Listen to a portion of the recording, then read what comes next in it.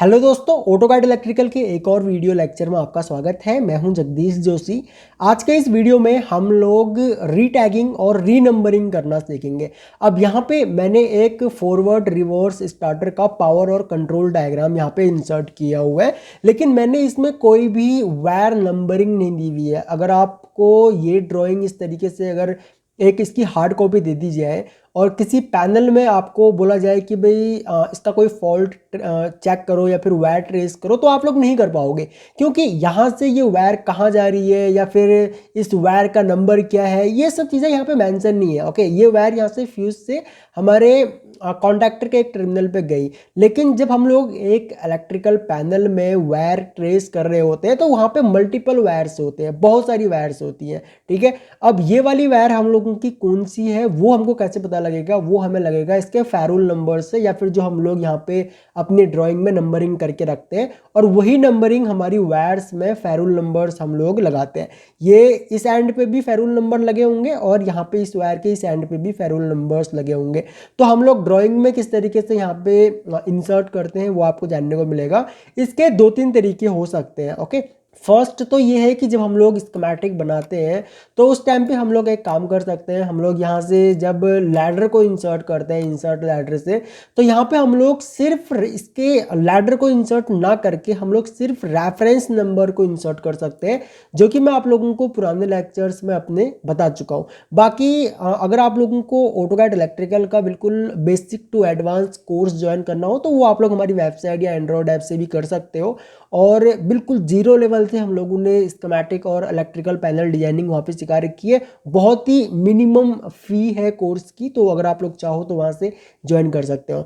तो दूसरा तरीका क्या होता है कि अगर आप लोग कोई भी ड्राइंग यहाँ पे बना रहे हो, ड्राइंग बना दी आपने, वायर नंबरिंग वगैरह ऐसा कुछ भी अगर आपने यहाँ पे टैगिंग वगैरह नहीं कर रखी है, तो उसके बाद भी आप लोग सभी ड्राइंग्स की एक ही बार में टैगिंग कर सकते हो। और अगर मान के चलो आपके एक ही प्रोजेक्ट में मल्टीपल ड्राइंग्स है, चाहे नंबर ऑफ ड्राइंग चाहे कितने भी हो आपके, ठीक है, 50, 100, 1000 कितनी भी ड्राइंग यहाँ पे ऐड हो, आप लोग ड्राइंग नंबर 1 को सिलेक्ट कर लो और उसके बाद वहाँ पे जितनी भी ड्राइंग होंगी आपकी सभी ड्राइंग्स को आप लोग रीटैगिंग कर सकते हो, और उनकी रीटैगिंग को आप लोग सीक्वेंस में भी कर सकते हो, या फिर वायर नंबरिंग आप लोग सीक्वेंस में भी कर सकते हो। तो अभी हम लोग एक काम करेंगे, सिंपल जो ये यहाँ पे ड्राइंग है इसकी हम लोग रीनंबरिंग करेंगे।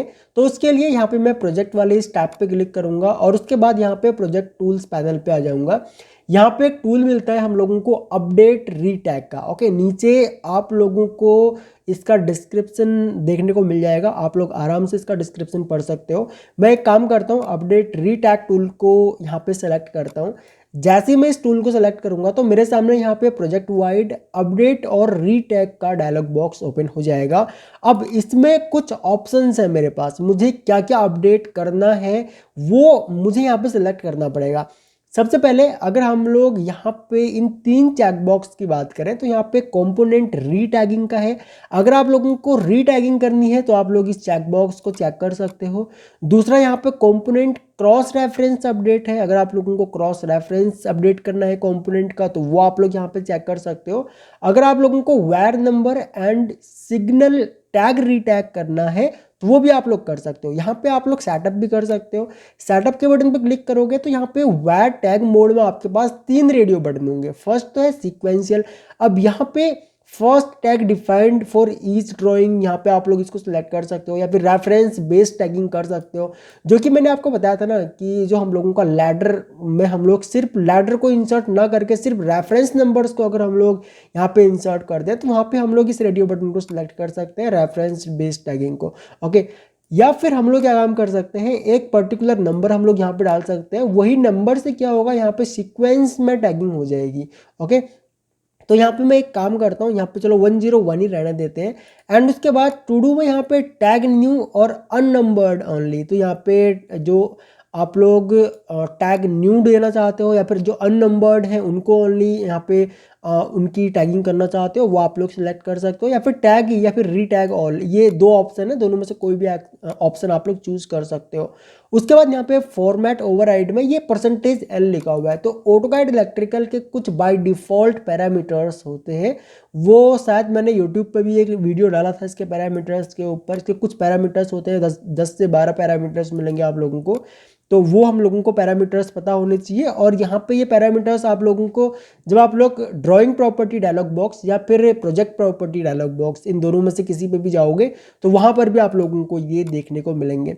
ओके, और यहाँ पे वायर लेयर फॉर्मेट ओवरराइड में सेटअप के बटन पे क्लिक करोगे तो यहाँ पे आप लोग ये भी यहाँ पे सेटअप कर सकते हो। ठीक है, तो अभी मैं एक काम करता हूँ, ये जो यहाँ पे फिलहाल सेटिंग हो रखी है इसको मैं यहाँ पे ओके कर देता हूँ। उसके बाद लैडर रेफरेंस, अगर यहाँ पे कोई लैडर नंबर वगैरह या फिर उसके रेफरेंस नंबर से रिलेटेड कुछ चीज़ होती तो यहाँ पे हम लोग लैडर रेफरेंस, इसको भी यहाँ पे हम लोग सेटअप इसका कर सकते थे। और यहाँ पे फर्स्ट रेफरेंस नंबर 51 दिया हुआ है। अब ये 51 जो है ये फर्स्ट ड्राइंग का फर्स्ट लैडर का फर्स्ट लाइन रेफरेंस नंबर होता। ठीक है, अगर यहाँ पे रेफरेंस नंबर ऑलरेडी होते तो मतलब नंबर कुछ भी हो सकता था, यहाँ पे हम लोग उसको यहाँ पे री नंबर कर सकते थे, जो भी नंबर हम लोग यहाँ पे डालते तो ये उससे री नंबर हो जाता। ओके, तो ये एक ऑप्शन है। बाकी मैं इसको अनचेक कर देता हूँ क्योंकि मुझे लैडर की यहाँ पे जरूरत है नहीं, यहाँ पे मेरा कोई लैडर रेफरेंस नंबर है नहीं, ना ही मेरा यहाँ पे कोई लैडर ड्राइंग हम लोगों ने इंसर्ट की हुई है। ओके, तो ये हो गया। उसके अलावा यहाँ पे सीट है, %S वैल्यू, देखो यहाँ पे %S आ गया, पहले यहाँ पे %N था।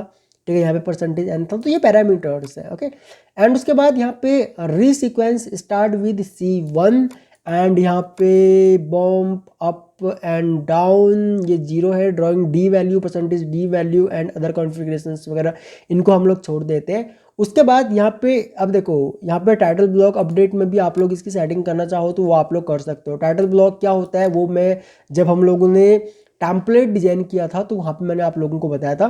ठीक है, तो मैं फिलहाल इसको यहाँ पे छोड़ देता हूँ। एंड उसके बाद यहाँ पे मैं एक काम करूँगा, ओके पे क्लिक करूँगा। ओके पे क्लिक करने के बाद हमारे एक्टिव प्रोजेक्ट में जितनी भी ड्राइंग्स होंगी वो सब हमको यहाँ पे शो हो जाएंगी। तो जिस भी ड्राइंग को हमें अपडेट करना है, टैग रीटैग करना है, रीनंबरिंग करनी है या फिर न्यू नंबरिंग करनी है, वो हम लोग यहाँ से सेलेक्ट कर सकते हैं। अभी मुझे सिर्फ एक ही ड्राइंग यहाँ पे सिलेक्ट करनी है। अगर आप लोगों को सभी ड्राइंग्स अपने एक्टिव प्रोजेक्ट की सिलेक्ट करनी है तो आप लोग डू ऑल पे क्लिक कर सकते हो। रीसेट करना है तो इस बटन से आप लोग रीसेट कर सकते हो। मुझे पर्टिकुलर एक ड्राइंग चाहिए update.dwg वाली, तो मैं सिर्फ इस ड्राइंग को यहाँ पे सिलेक्ट करूंगा, प्रोसेस पे क्लिक करूंगा तो एक ही ड्राइंग मेरी यहाँ पे सिलेक्ट होगी। और उसके बाद यहाँ पे मैं सिंपली ओके के बटन पे क्लिक कर दूंगा।